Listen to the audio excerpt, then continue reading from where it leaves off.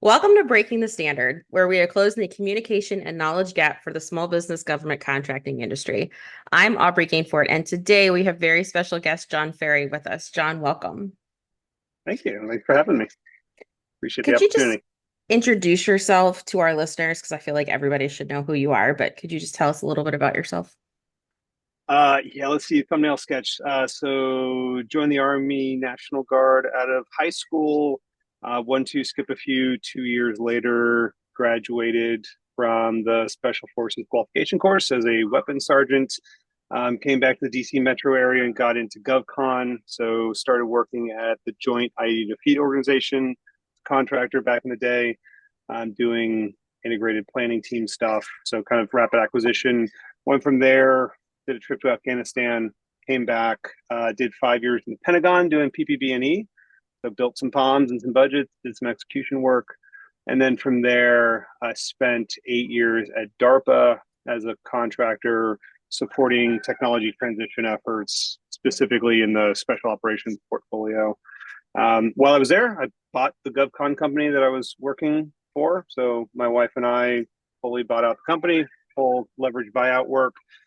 So she kind of runs the company and I sell the company. And then, so one of the projects we started there is a thing called ACBot, which is being technically a Chief Digital and Artificial Intelligence Office project. It's basically AI, generative AI automation applied to the government acquisition side of the house. And then about a year ago, a co-founder and I spun out a separate, completely commercial company to do kind of the industry side of that equation. So building a platform for doing AI and automation for proposal writing. So that's kind of me in a nutshell. Wife, Well, 5 kids, 2 cats, all the things. so on top of having those two things, you have how many children did you say you have? Five.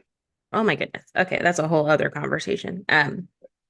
So today it's kind of perfect because we were talking about bringing automation to GovCon, and that's a very hot topic right now. It's everywhere we turn, they're talking about it. So I feel like we should start with talking about bringing AI to GovCon. And I know we had talked about this a little bit before, but do you think that contracting is a good space for AI and why? Yeah, it's funny, and I'll put this in terms of sort of recent relevancy, right? So, like, if you look at the government side of the house, um, the president put out his executive order, and then OMB followed up. If you've been kind of following the AI ball in the government space, with sort of the edict to go out and do an AI inventory, right? Take the trees and see what government agencies are doing what in AI. And they came back with some hundreds of examples. Um, and there it ran the gamut, right? If you actually went in and went through the inventory from like trying to find new approaches to cancer to identifying wildfires in overhead imagery, it was interesting diversity. And so my background working at DARPA and seeing, like, no kidding, the cutting edge developments of AI over the past decade or so, have a fairly decent grounding in what the cutting edge is across the different sort of types of AI, right? Everyone's kind of familiar now with generative AI in the text-based field, but there's basically artificial intelligence for every one of your cognitive senses, right? Kind of logically. Um, and so you look at all those different use cases, all those different applications, and there are a lot of things that AI is still really, really bad, right? Very sort of um, apocryphal example of like the stickers on the stop sign, right? Fooling the vision-based machine learning. But the one thing that AI has always been fairly good at, and this is going back years, right? If you go back to older techniques of artificial intelligence, like logic trees and whatnot, like structured content, structured processes, structured workflows, right? Structured content. Like AI has already been pretty good. You look at like TurboTax for your taxes, right? Like structured process, structured form, structured content, pretty good at it. And that's kind of wave two of AI. And what in the government, what in GovCon is more structured and consistent and process driven than the acquisition process?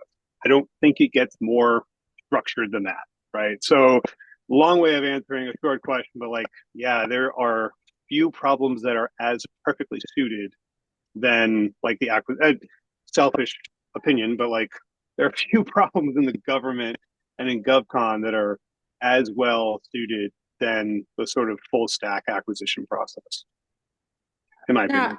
it's an interesting way to look at it because, I mean, there are a lot of things that are very similar, if not the same, through that process, depending on what you're doing. So it makes sense if you were to have something to take away some of the repetitive parts of that process, it would probably be really helpful. So you actually do that now in your company. And so I'm Mm-hmm. really curious, like, what does that look like without giving too much away? But like, what does that Yeah. look like? What have you learned? And, like, what have you seen that, has been really beneficial? Yeah, so I will give a quick stump speech. So my personal opinion is that a lot of folks who have sort of lurched into this artificial intelligence space, particularly post ChatGPT, right? We got to kind of remind ourselves that ChatGPT has literally only been out there for like what 14, 16 months now. It's really not been around for very long in terms of a product. And yet you see a lot of products coming to fore, or you see how AI is being implemented in sort of legacy products. And I mean, even to include Microsoft Copilot, right? It's like, hey, it's a ChatGPT window in a product that already exists. It's a product that is basically a sort of somewhat tailored ChatGPT window.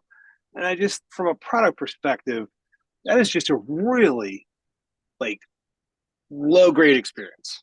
I mean, Sam Altman himself, like the CEO um, of OpenAI, said himself, like ChatGPT is a terrible product. It's a terrible user experience. Prompt engineering is a horrible user experience, right? Like, and I mean, I'm sure you've used it extensively. Prompt engineering is painful and annoying and cantankerous and has really high like user error dependency in it, right? It's really easy to do it wrong and it takes a lot of skill to do it right.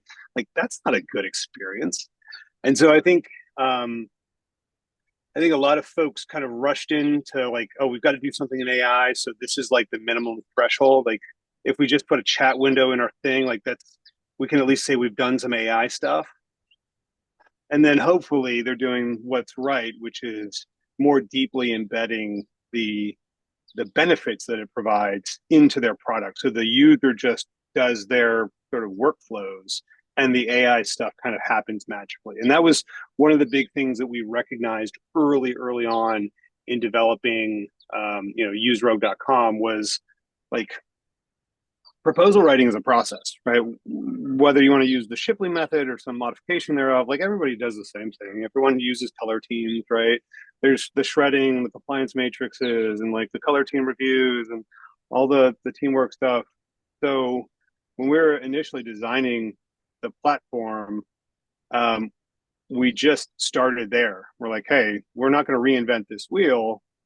What we're going to do is we're going to take that process, try and kind of lay it flat, and then we're going to pick the right kind of tool for each process. Because generative AI is not a panacea, right? It's not a cure all. It's not going to be the right thing for every step. Sometimes plain Jane RPA, like robotic process automation, is the right thing. Sometimes really good user interfaces and workflows are the right thing. And generative AI has a place, but like it's not the first thing. And so that's kind of the approach we took is we laid it flat. We built out a really intuitive user workflow, and then we hid all the AI in the background. So nobody has to know how to do prompt engineering at all. You never have to write a prompt at all to use the platform. And so our typical users who have been in acquisition, right, who have been in GovCon for most of them 10, 12 years, who don't necessarily need to become prompt engineers can get in and get all the benefits of a chat GPT without ever having to do that chat GPT sort of wrangling that is kind of a poor experience. So that's kind of my thesis is like get away from chat GPT, get towards like customer driven product. Long long soapbox, sorry. No, it's great and it's actually very helpful. So, and I know I'm going to ask you like the pros and cons in a minute, but since you've founded Use Rogue, what have you seen in terms of like output in, from when you started until now? Because I can only imagine having those types of technologies or even the engineering on the backside to be able to speed up or cut down on some of the time. So what have you seen in terms of, now that it's out there and people are using it, like what's been the output or the outcome? Yeah, so on the government side, right? So Rogue kind of naturally spun out of a government development effort, right? So the government side of this equation is called ACBot, ACQBOT, right? So acquisition robot. So acbot.com is kind of the landing page for that. It's back end in a number of acquisition marketplaces now. So on that side, if you think about it in terms of like contract pulp, so how long does it take you to go from, customer says I need a thing to actually getting a thing? From that, like customer says I need like a new Swiss Army knife to soliciting for said Swiss Army knife went from like 2 or 3 months down to at the very smallest amount about 2 hours because of the way we kind of built out the workflows and built in sort of the user experiences, things, common things like multi-user capabilities, so folks can edit these things as they go through, and everyone can use the AI tools as they go through the generation process. Um, so that was the big thing on the government side. Like if you can spin something out in a couple of hours, and you save what you really save is a lot of wasted time of like send an email to Bob and then Sally sends the email back and forth and like that whole like volleyball game that Mm-hmm. is ubiquitous across the acquisition processes. We just kind of eliminated all that, made that semi-automated and collaborative. And so we kind of carried some of those use cases over to the industry side. So on the industry side, if you think about it in terms of like, and I, as a small business owner, right, I've lived this experience of how many people do I have to write proposals, right? And that number of people, and I think this is lost on a lot of folks, particularly when you get if you're working for larger companies, but it's very acute if you work in a smaller company. The number of people I have to write proposals is a function of how much contracting I currently have, right? How many contracts do I have? How much revenue do I have? What's my overhead like wrap, right? Because your overhead can't be that big. You can't hire a whole bunch of overhead folks. So you can only have so many folks. And so it's this like slow growing function of the more contracts you win, the more overhead bid and proposal people you can hire, right? And that's why growing in GovCon is usually kind of a slow, linear process. And so the number of people you have to write proposals determines how many proposals you can write, right? Because proposals probably average is probably 50 pages, right? Just for kind of the technical and management, whatever. And an average decent proposal writer can write like, I don't know, 2 to 5 pages a day ish. Like just do that math out, right? It's a linear function. So what we've seen anecdotally, because we don't collect user metrics, right? We're very particular about user privacy, but it's about a 5x improvement at a minimum. So whether you think about that in reduction of labor hours required or what we think is number of proposals you can put out with the same amount of human capital, that's that is a step change. That's a dynamic increase in the amount of productivity you can get out of the same people.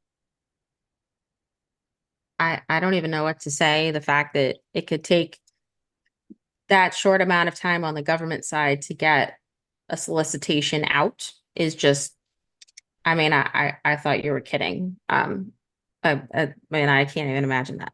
But then on the other Not in real side, time. that's insane. Like that's insane. And having a central place to be able to take away all of the volleyball things, because I see it all the time, you can have, everybody being able to do something at the same time rather than waiting for, what did you see my email? What do you think? Up, they're out of the office. We'll have to wait till tomorrow or next week or whatever. So that's, wow, that's amazing. And then on the other side, being able to, I guess, not have to worry, because I think a lot of companies miss the fact that they don't think about, like, do I have the personnel available to be able to work on this while I'm also trying to run something, or do I have Yeah. anything already going on that I can afford to like have these people work on this. So having that available is just, I mean, if they can afford it, which I hope more and more people, more and more small businesses will be able to, I think that would be a really great opportunity because I think that's a lot of one of the main reasons why companies still go after more opportunities because they kind of have to pick and choose. Well, do I have the time and the resources to be able to do this or not? And how long is it going to And take the me to do it? opportunity cost, right? So like, hey, and I've literally been that person up for 4 days straight trying to get my final price revision proposal submission in on time Mhm. shortly after New Year's. Um, and like it is an immense amount of time and investment, right? Like I think on average it costs like $100,000 to put together a full blown proposal. If you think about like hiring consultants and or just the number of invested labor hours over the course of a month for a decent sized proposal, right? You know, something for 10 to $50 million probably costs you $100,000 in capital to put in. Like, what's the opportunity cost? Well, you know, what's my P win? If I'm going to put it in there, number one, it's actually painful. And then number two, that's an immense amount of capital. Mhm. When what's my win rate? Like my win rate's maybe 10, 20%. So I've got to spend $1 million in bid and proposal or $500,000 in bid and proposal in order to get $10 million in, you know, so, or like $2 million a year in contract. Like, and it's Yeah. really hard to swallow those numbers. Hmm. It's very So sobering. if we can make that cheaper, we can make that cheaper. That's how we make it more. And that's one of the things that drove us is like I've been the person who spent $20,000 a month for a consultant to run my proposal shop Hmm. just for a month, just 20 grand for a month to run one proposal. It's incredibly expensive, and that's one of the reasons why like the number of small businesses in the public sector industrial base is going precipitously down. It's just Hmm. really hard to survive in this market, Hmm. particularly for the really small folks where the CEO is also the head of business development, right? Like that's a really tough game. Hmm. Hmm. So Sorry, soapbox.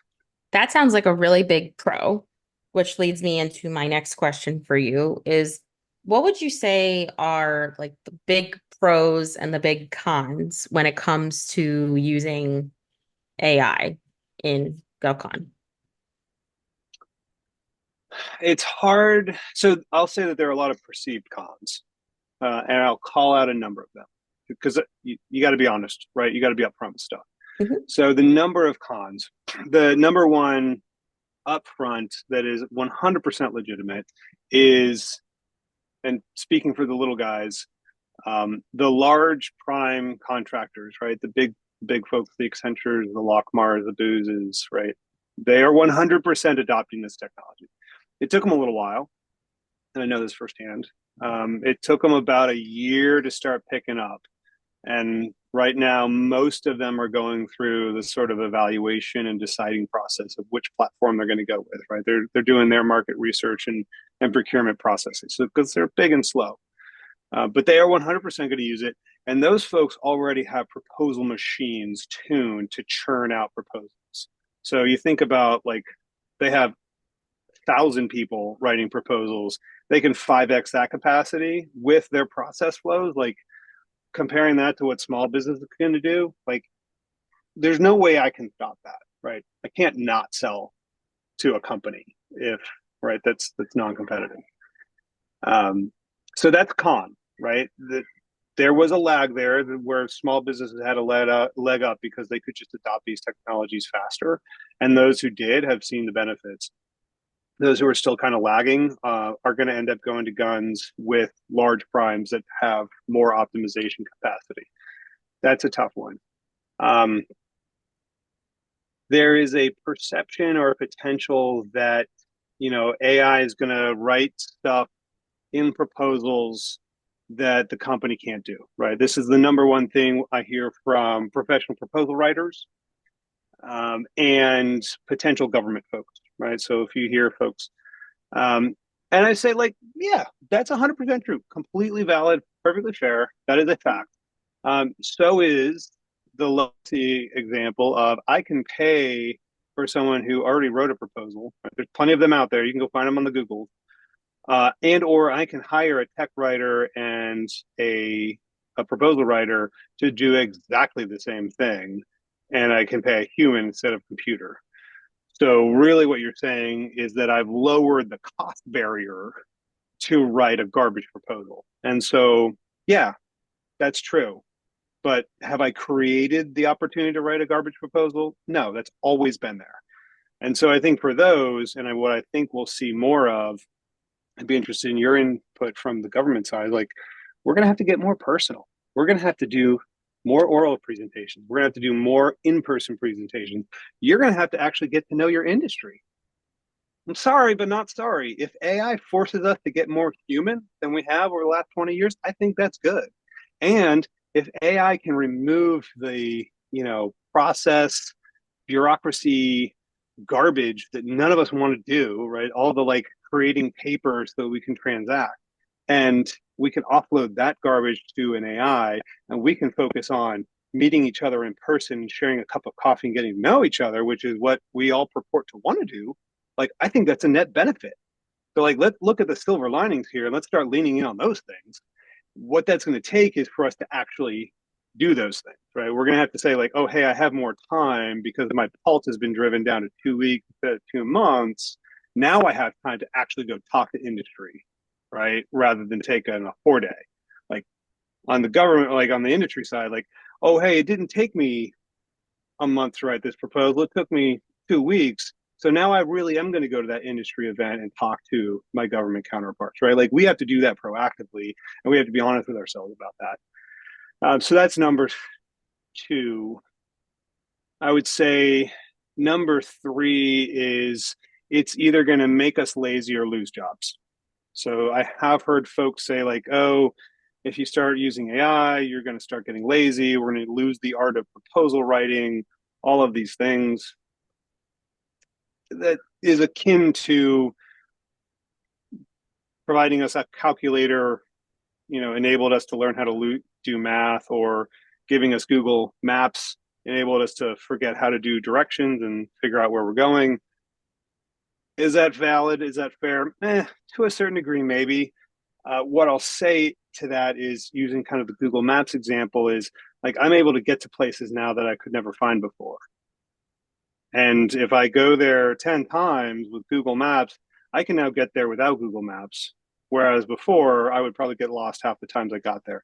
And I think AI is a good analogy on that of if I don't know how to write a proposal, and we have a lot of customers, particularly the defense tech startups, right? These Silicon Valley backed folks who have never played with the government before, but the government really wants in the industrial base. They have no freaking clue.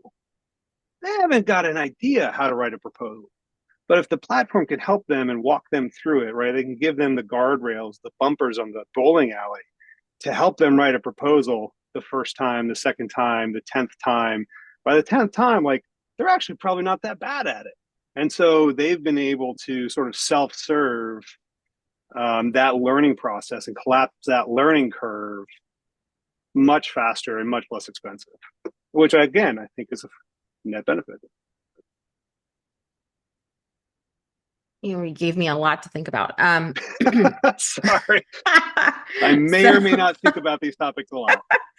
I think in response to your comment about reducing the halt times and like forcing human interaction to actually happen, I wholeheartedly agree. I think a lot of times, and I'm just speaking from my personal experience, we're not able to interact with industry as much as we want to because we're so bogged down with milestones and trying to get things moving. And of course, if we have the opportunity, you always want to have engagement with industry. You always want to be able to say, like, this is what we're thinking about doing. Or, if we were way ahead of schedule, I've actually been able to send out draft requirements and say, are we completely off the mark here, or are we going in the right direction?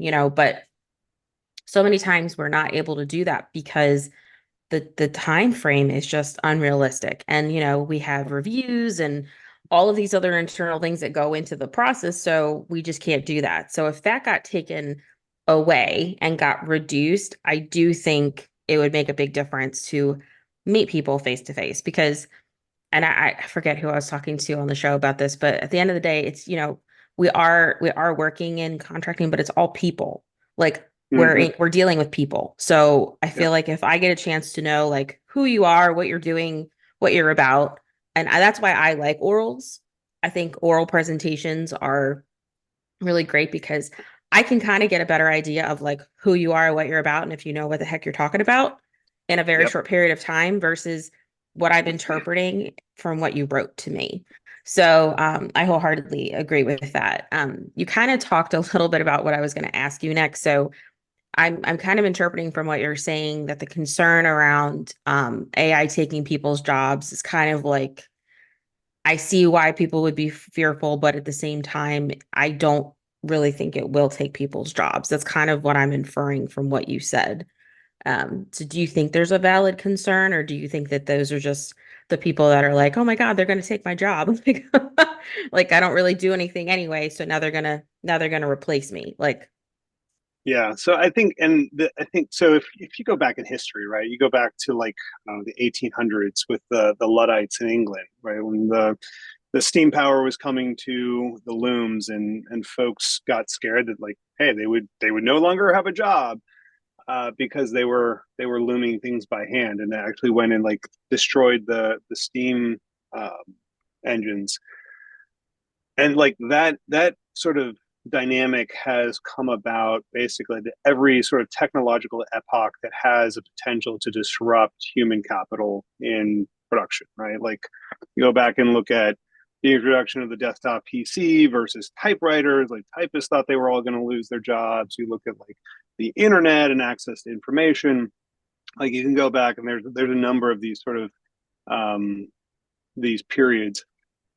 And what's really happened at every single point is that like the machine has taken the part of your job that is the most painful and onerous, mind numbing, dangerous, unpleasant, right? The part that you don't like to do anyway. And I think the part that is a little bit different with AI is previously the type of labor that has been disrupted or displaced has always been lower skilled labor, right? Like the steam engine replaced relatively uneducated, unskilled folks who were just doing manual labor. And now it's all kind of the opposite, right? Like generative AI is not going to replace your plumber or your electrician. Generative AI is going to replace your lawyer, going to replace your doctor or nurse, right? That's the part that feels really weird. Is the white collar class is what's being disrupted now, and that's why it seems kind of scary.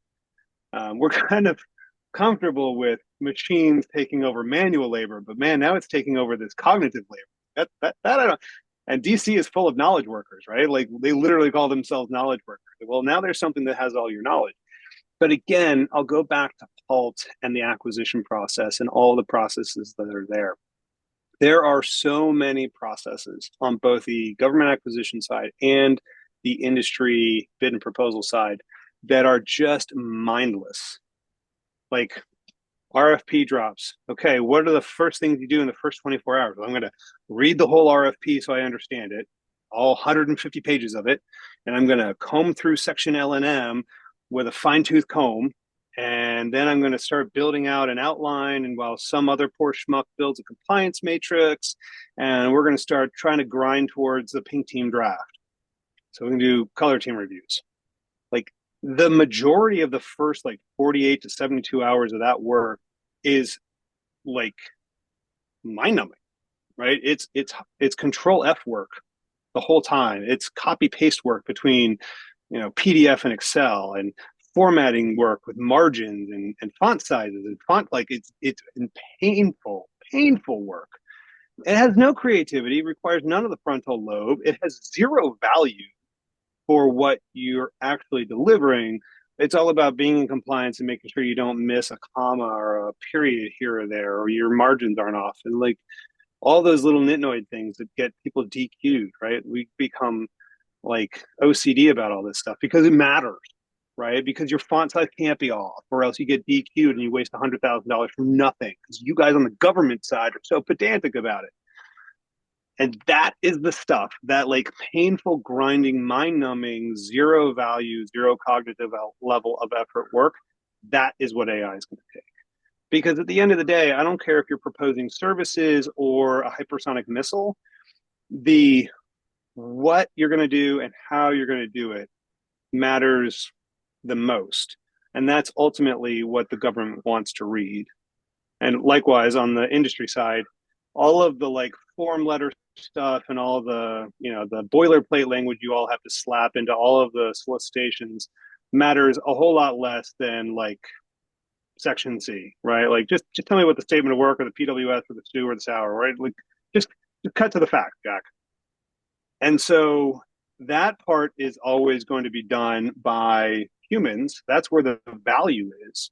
So we can take away the burden of that like low cognitive value work and offload that to the AI and allow the human to focus on that higher cognitive load work, the stuff like making sure that the statement of work is internally consistent with what you're asking for because you didn't just copy paste it from last year's. Then we're going to get a net better output. That's my assessment. So it's not going to take people away. What it's going to do, it's going to allow the people we have to do much better work.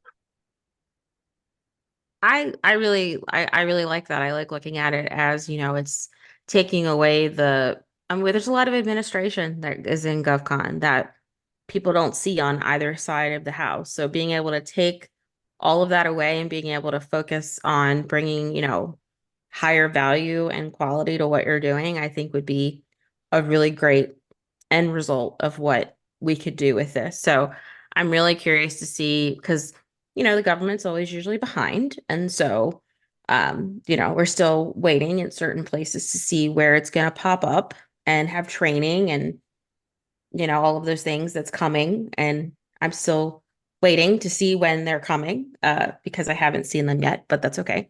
So I have two questions that I ask everyone that come on the show.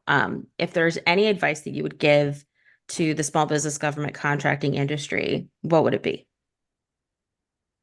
So I think the one piece of advice I give everybody is it's just sales. And that was surprising to me when it finally dawned on me, right? Like I've done a fair amount of like non-GovCon sales, like sold things at expos and stuff. Um, and when you get into GovCon, everything has a jargon or a term of art or some like confounding process built around it. And like the deeper you dig and the deeper you get into it, the more you learn about it. Like you learn what all the jargon means, and you like untie the knot, and you realize like it just sales. It's a sales pipeline. It all comes down to developing relationships with customers and then learning what they need, what their customer needs are, how and when they buy those things they need, and then being ready to sell them to them. And you can call that bid and proposal, you can call that capture, you can call that long capture, you can call that a capture pipeline, you can use all the tools and all the jargon, all the processes and whatnot. At the end of the day, it's straight up sales. And so don't try to overcomplicate it. Don't get daunted or intimidated that everybody else seems to know what all these terms of art mean. Like just start with its sales and focus on your customer. And I think that demystifies a lot of stuff. Hmm, I like that. And if our listeners want to get in touch with you, what would be the best way to do that? You can find me on LinkedIn, JOHNFERRY. I'm fairly out there on LinkedIn. That's probably the easiest way to get me. And then from there, like on the GovCon side, pacgov.com. On the bid and proposal side, USEROGUE, userogue.com. That's kind of my handles. That's basically where I live. I will make sure to link all of John's information in the show notes. And If you have any questions for him or for me, please shoot me an email at breakingthestandard@gmail.com, and make sure to connect with us on LinkedIn and go listen to us on Apple and Spotify and subscribe to our newsletter. Until next time, bye.